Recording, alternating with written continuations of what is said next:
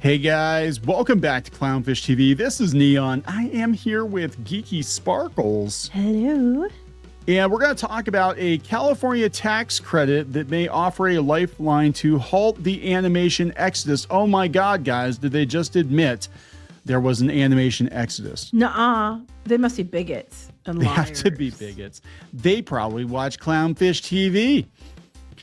We're going to talk about this. But the good news is they're trying to halt it. Yeah, so we'll talk about this. There's a California Film and TV Jobs Act. Now, I don't know if it has been passed or not. They've been talking, like, look, Newsom's trying very hard to keep jobs in California. Trump is apparently trying very hard to keep jobs in America. Those two things may not work in tandem, right? It might be that, yeah, we keep the jobs in America, but they're not going to be in California. It could be Texas or Florida or Arizona or whatever. But I guess it's better than the alternative, which is we outsource more animation overseas.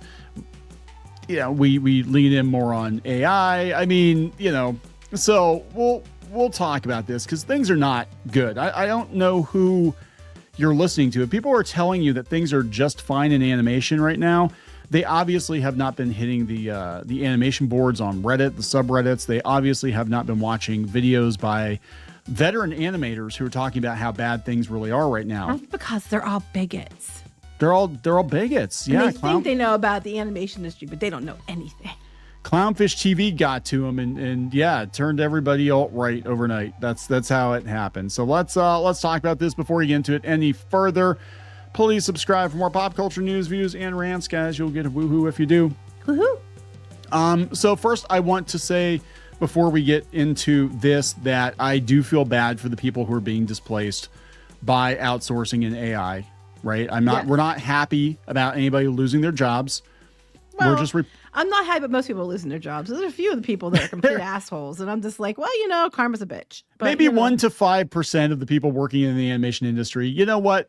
Things might be better off without you. But what we're saying is, like, look, let's look at the landscape here too. We've been covering this. Cartoon Network is all but dead. Gumball, the new season of Gumball, is going to Hulu, and they're not really greenlighting a whole bunch of new stuff. Now, yeah, we do have big movies, right? Every once in a while you get an Inside Out 2, but for every Inside Out 2, you get 3 or 4 flops.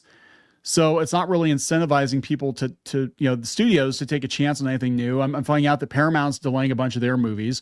Nickelodeon's all but toast at this point, and there's stuff getting greenlit, but it's not in the quantity that there was 5 or 6 years ago. And a lot of these people that came into the animation scene over the last half decade only knew the summer that was peak streaming, right? Where, like, literally any old crap could get greenlit and get like millions of dollars thrown at them because they needed content for streaming services. And this is not working now. What is actually working is coming up with your own stuff and then cutting a deal with a Netflix or an Amazon or something to distribute it.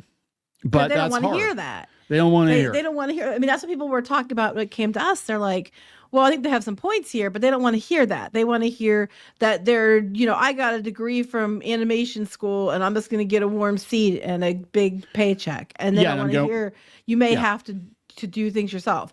We've done nothing but say, hey, winter's coming, but here's some ways you could probably keep your spring going a little bit.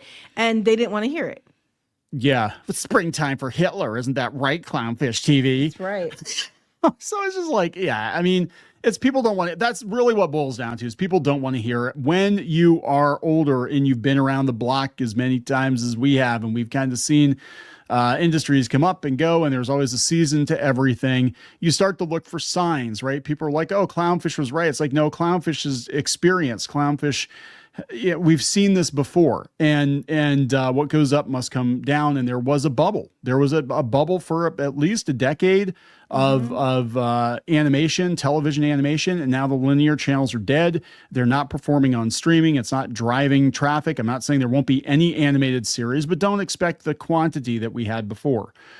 I mean, we would love it to go back to what it was. There was some good stuff. I mean, I'm gonna be honest. I did not like all the Tumblr cartoons, but in amongst that, there was actually some really good stuff that just wasn't like the most commercially viable, right? But at least they were trying new things. I will give them that. There were a lot of new series out there, new shows, things that never would have gotten greenlit 20 years ago.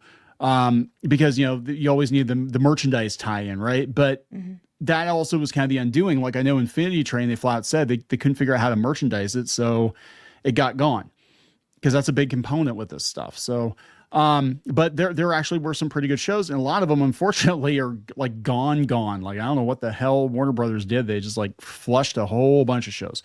But let's talk about a possible retrieve for the people who are holding out hope in California. What's really interesting and sad and heartbreaking is that they said that there are a lot of animators busting tables and working retail and stuff now because there are no jobs. Well, that's just across the board in entertainment. Yeah. Oh, Let's yeah. That's one aspect, but across the board, this is going on. California's tax credits may soon offer a lifeline to halt animation exodus. This comes from the Wrap.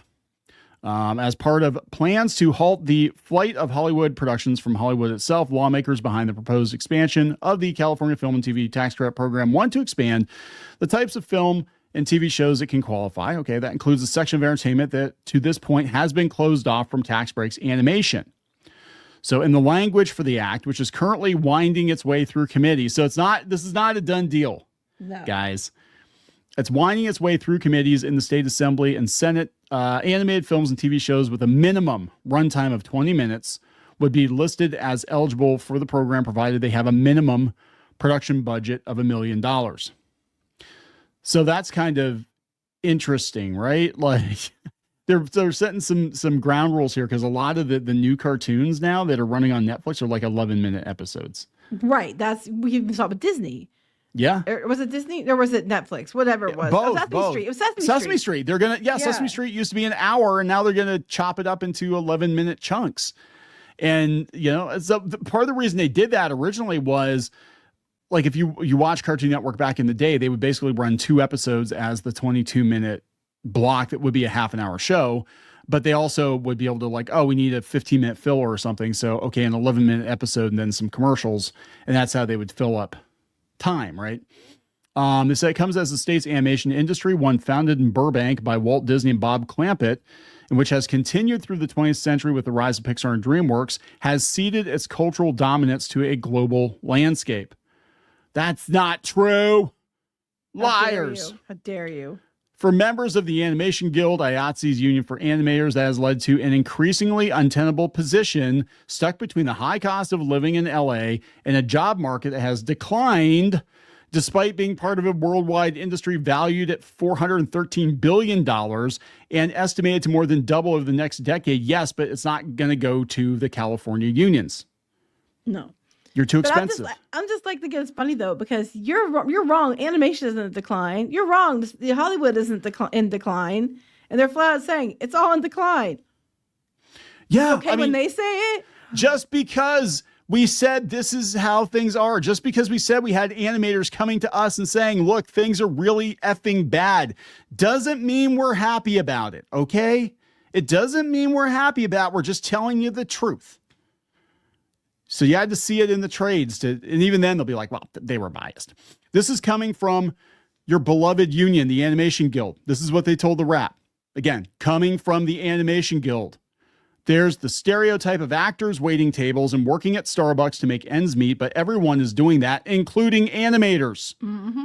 We've had a growing number of members who have lost their health insurance and applied for Medi-Cal. I've spoken with one who has pivoted to another job and become a certified bookkeeper. This is happening a lot, and especially in entertainment. I mean, because again, they're not producing the number of shows they were producing, and I think everybody thought that once they got the strikes worked out that things were going to magically go back to normal, but there is a new normal, and the new normal is studios are trying to save as much money as possible. Mm-hmm. And you cost more. And until recently, they're getting breaks to go other places. Yes. We'll talk about that because they're trying to woo people back to Canada too. And that's it. Yeah. I mean, Disney themselves set up shop in Canada to get that tax break. They weren't going to animate Moana 2 in Burbank. And a lot of people working, my understanding is a lot of people working in Burbank had no idea they were up there in Canada working. It was like, they were like, wait, what? Because I'm like, yes. When you've got Chinese animation studios doing it, was it Nerjang? Yeah. I probably whatever it's pronounced. Whatever that show is with the little fire kid, right? Okay. that thing made more money than any Disney movie. They're going to make it overseas. They're already doing most of the animation overseas anyway. All they're doing here is storyboarding. And guess what? Toei already said, we're going to use AI to do more storyboarding. Now, people are absolutely positively going to have to be involved in the creation of these things, but there are going to be a lot fewer of you. That is the reality. I am very sorry. Well, that's just because you're mean and you hate them all. No, I'm old and I've seen this happen before so many times. People don't understand that. And I've said this many times, but negativity and honesty are not the same thing. And you can tell someone a lie and they might believe it because it's what they want to hear, but it doesn't make it the truth. So just because it's not what you want to hear doesn't mean it's a lie either.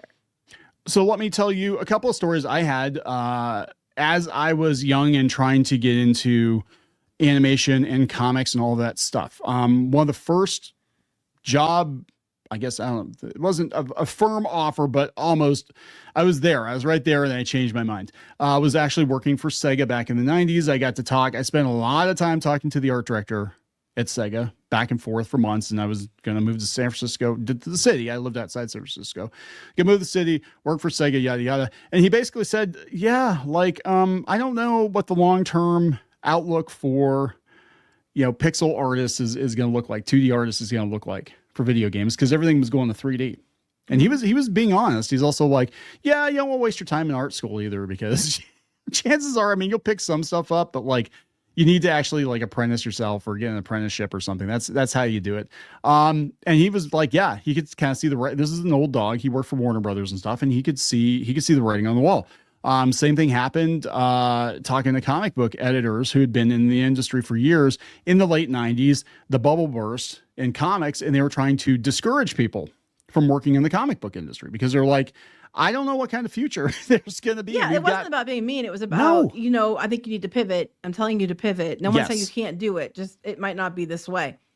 Yeah. And that's it. Yeah. So when we're telling you, like, make sure you have a backup, and we've run into so many people that are creative and they're like, come hell or high water, I'm going to get that non-existent job, and I'm going to work that non-existent job until I'm 65 and I get my watch. I'm like, hell or high water, I'm going to create stuff, which is possible.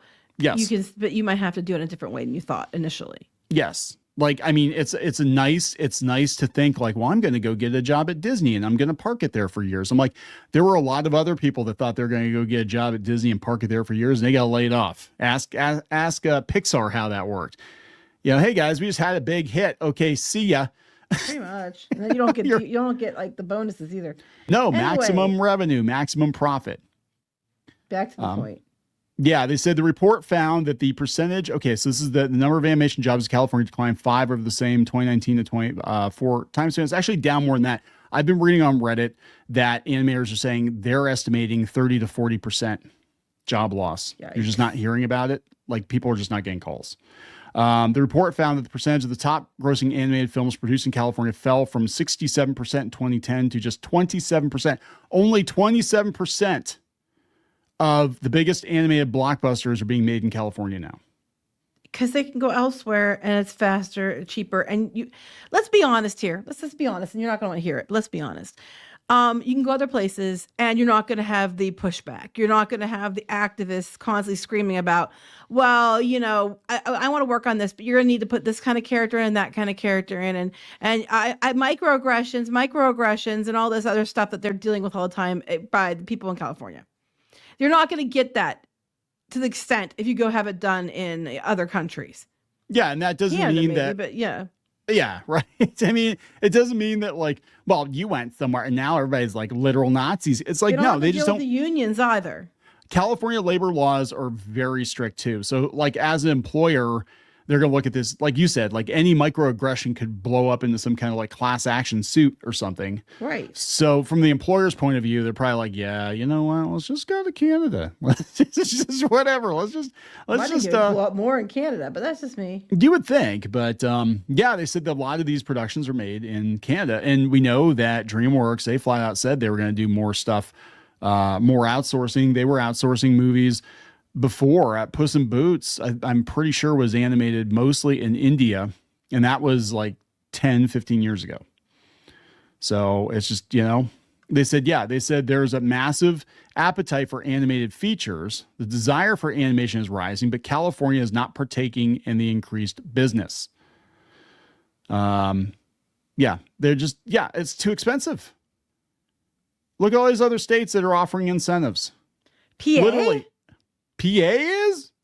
Oh yeah, Pittsburgh. I know Pittsburgh. There were all kinds of incentives to set up shop. For animation? Oh, I don't know. Not for animation, just for productions. Oh, yeah. Okay. I thought it was Pittsburgh. I knew that for production. That was animation. I was like, Pittsburgh for animation? Okay. Here we go. Bluey's done in Australia. That's the biggest thing in kids TV. Dogman was animated in England, Jellyfish Pictures. The Bad Guys 2 is being produced partially by the Vancouver-based Sony Pictures Imageworks alongside DreamWorks in-house California crew. So what's going to happen is basically California is going to be the offices, and then the productions are going to be jobbed out all over the world. But they were doing that before. Like, I know back in the day when they were doing other cartoons, they might have an office here, but a lot of the stuff was you might have storyboards and concept stuff here, but a lot of it was just, and it still has been up to recently, being sent to other countries to be animated. Yeah. That goes back to the 80s. It goes back to the freaking 70s. But like, for the longest time, the animated features were done predominantly in California, right? That was For where features, they were made. Yes. The features. I'm not even talking the TV shows. A lot of times, yeah, but like even a lot of the Disney television stuff that was Australia. I think that was the direct to DVD stuff. But the flagship titles. But even DreamWorks is like, yeah, we can outsource our stuff. Saves money. So then if you get a massive flop, like what was it, Ruby Gilman, which made like $8 million its first weekend, it's not going to hurt quite as much.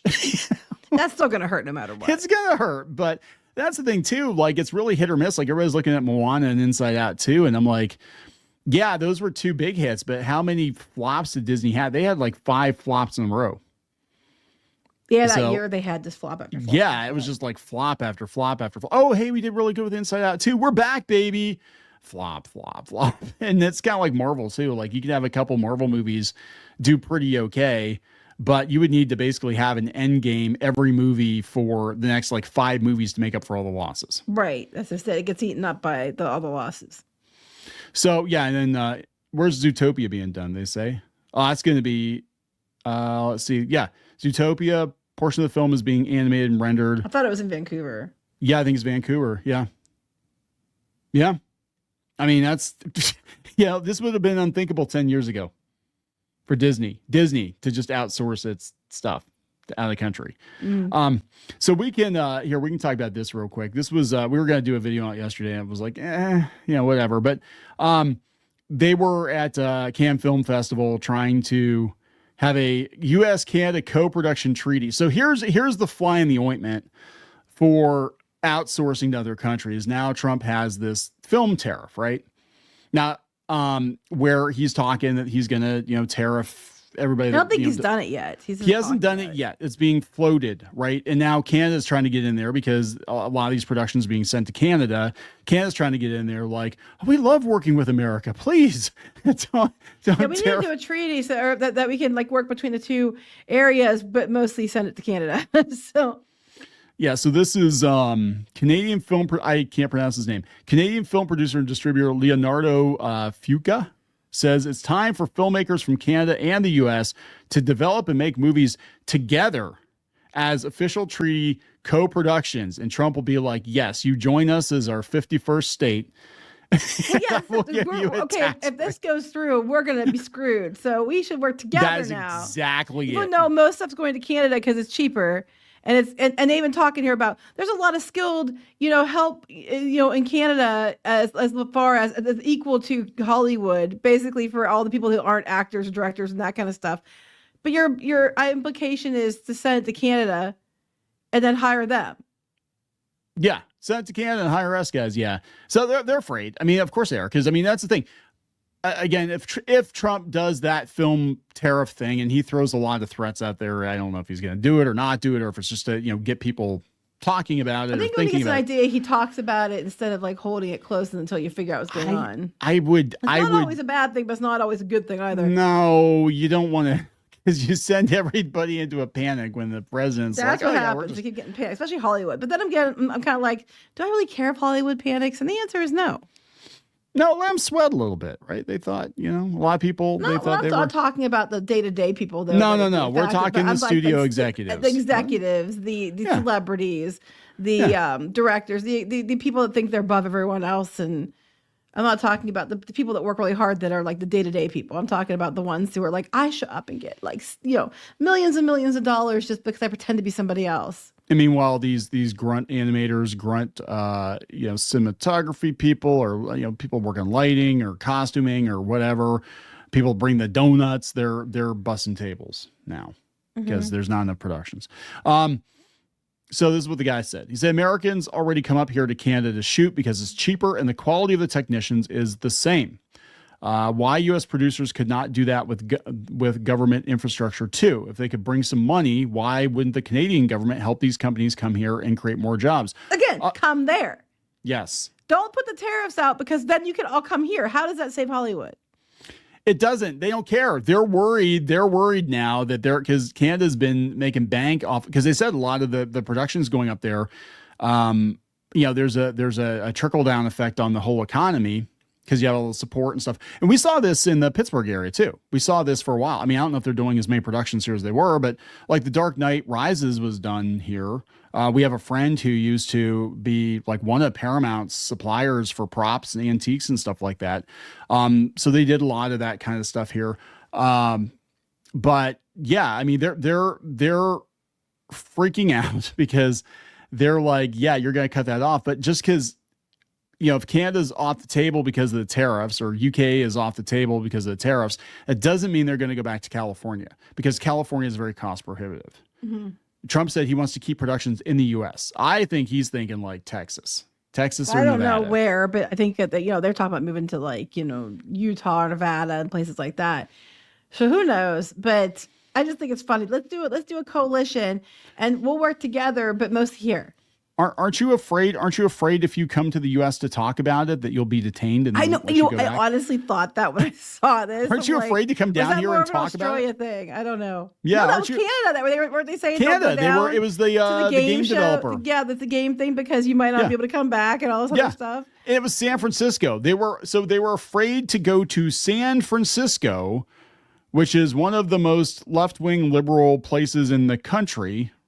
They were afraid to go there because they're afraid that they were going to get like locked in prison, whatever. I'd be afraid you get hepatitis from the crap in the streets more than I'd be afraid you couldn't go back. Oh my God. I know you don't believe me, but at one point in time, San Francisco was a beautiful city. Oh, no, it was a beautiful I believe city. you. I was like, I had my head like one of these days, like, yeah, I'm going to move to San Francisco. Maybe I'll get a houseboat. And then I'm like, no, I want to get a houseboat because I'm afraid I'll drown in my sleep. You don't like water. I don't like water. I like the idea of a houseboat because it sounds very cool when you're like 20 something, but I'm like, no, I'd be afraid that I'd go to sleep and I wouldn't wake up. It'd be Titanic. You don't like water. Yeah, I went on a cruise and that was like going through my head the whole time. Like, I'm like, yeah, I know how it worked out for those two little kids in Titanic. Mom's like, yep, go to sleep. Go to sleep. Tomorrow's going to be a big day. I'm like, yeah, go to sleep and never wake up because the ship's sinking. Mom knows it and she's not going to tell you. Wow. Anyway. So go to sleep, animators. mom and dad are. Hey, this mom and dad, this internet mom and dad are telling you the ship has hit the iceberg. It's sinking. You need to re-examine your career a little bit and maybe, Look, there's nothing wrong with doing something else for a while to things stabilize. You can always come back to it. No one said you can't. There's nothing wrong with, if it's getting too expensive and cost prohibitive in Hollywood, there's nothing saying you can't go to your home state or a couple states over or start your own animation studio, undercut Hollywood and still do really well, or make your own things and get a name for yourself. You can work on a job and do it at the same time. You could do the job you're currently doing in animation and do it at the same time. There are ways out. We've been telling you this for 2 years now? Oh, at least 2 years. I mean, it applies to comics too. Like, there's so many people that are like, I'm going to quit my day job and go make comic books full time. I'm like, good luck with that. That is a very, very tough road for people. It depends on where you're at. I mean, if you're in a country where the cost of living is lower, but if you're in LA and you're like, yep, I'm just going to quit my job and go make comic books. I'm like, oh my God. And we know people that did that. Mm-hmm. And they're like, I'm not going to work retail. I didn't go to art college to work retail. I'm like, I know. Well, God. that was pretty much what was probably going to happen when you went to art college. Yeah, Somebody who has a degree in art. Sweet summer child, you have no idea. Ask anybody who's been in the industry, any creative industry for any length of time, and there is a season. Like, you will have ebbs and flows to your career, right? Very, very seldom will you work for one company for decades and get that watch. It's just not going to happen. So anyway, are we going to wrap this up? Yep. This went long. Yeah, it needed to be wrapped up. Please subscribe for more pop culture news, views, and rants. We'll talk later. Bye.